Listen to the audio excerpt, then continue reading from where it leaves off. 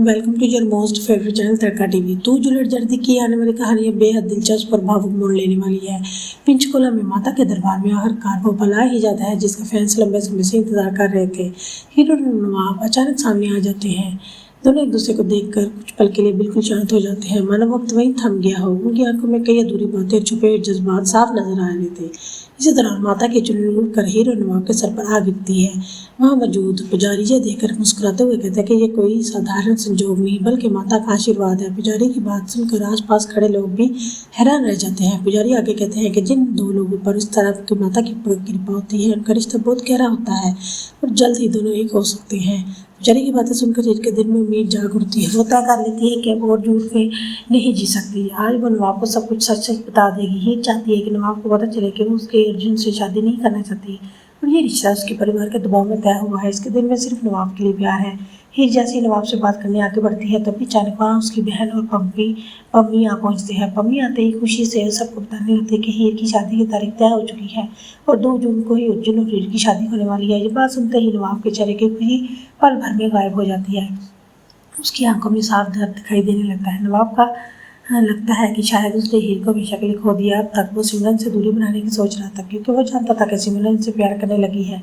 नवाब चाहता था कि वो सिमरन को साफ साफ बता दे कि उसके दिल में सिर्फ हीर है, लेकिन हीर की शादी की खबर सुनने के बाद उसका दिल टूट जाता है और वो उसको समझाने लगता है कि अब उसे हीर को भूलकर आगे बढ़ना होगा। दूसरी तरफ सिमरन भी नवाब के बदलते हुए व्यवहार को महसूस करने लगती है। उसे लगता है कि नवाब अब उसके करीब आने की कोशिश कर रहा है। सिमरन के मन में नए सपने बनने की शुरू हो जाते हैं, लेकिन वो उसे ये नहीं पता कि नवाब अभी भी अंदर से पूरी तरह टूट चुका है। कहानी में सबसे बड़ा धमाका तब होता है जब हीर पूरे परिवार के सामने अर्जुन से साफ साफ कह देती है कि वो इससे प्यार नहीं करती।